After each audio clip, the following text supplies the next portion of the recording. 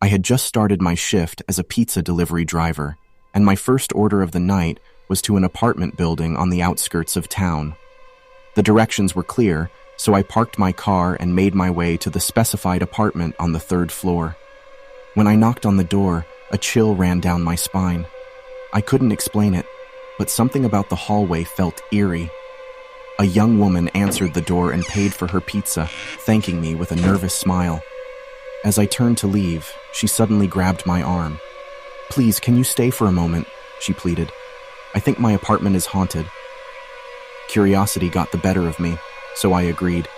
She led me inside and explained that strange things had been happening, objects moving on their own, unexplained whispers in the night, and even shadowy figures in the corner of her eye. As we chatted, I heard a faint scratching sound coming from the closet. The woman's eyes widened with fear. We slowly approached it and swung the door open. Inside, we found an old Ouija board covered in dust. It was moving on its own, spelling out eerie messages. Terrified, we quickly closed the closet and I made a hasty exit. I've delivered to many places, but that was the strangest and most paranormal encounter I've ever had. One stormy night, I received an order for a pizza delivery to an isolated cabin in the woods. The caller had a raspy voice and spoke in hushed tones, instructing me to leave the pizza on the doorstep and not to ring the bell.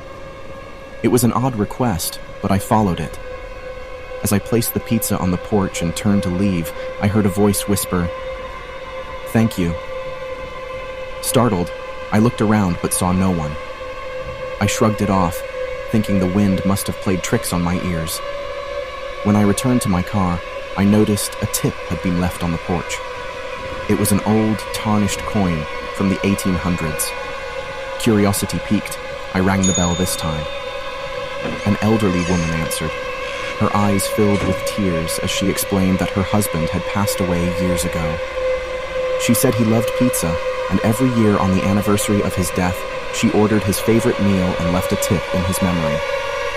The coin, she told me, had been her husband's favorite keepsake. She had left it as a sign that he was still with her in spirit. I left that cabin with a newfound respect for the paranormal and the belief that love can transcend even death. It was a late-night delivery to an old pizzeria on the outskirts of town. The place looked like it had been abandoned for years, with broken windows and peeling paint. I couldn't understand why someone would order pizza to such a desolate location. I cautiously entered the darkened restaurant and called out, "Pizza delivery." There was no response, just an eerie silence. As I approached the counter, I heard faint laughter and the clinking of dishes coming from the kitchen. Feeling uneasy, I followed the sound. To my astonishment, I found a group of people dressed in vintage clothing, as if they were from another era, sitting at the tables, enjoying slices of pizza and chatting as if it were a bustling, lively place. I cautiously approached one of the customers, a woman in a 1950s-style dress, and asked if she had ordered the pizza. She smiled warmly and said, "Oh, we've been waiting for you. We always order from this place on the anniversary of our favorite pizzeria's closing."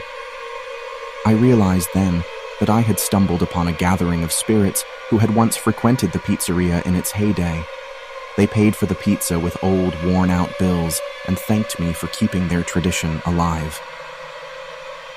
As I left that ghostly gathering, I couldn't help but marvel at the paranormal encounter I had just experienced, delivering pizza to a pizzeria lost in time.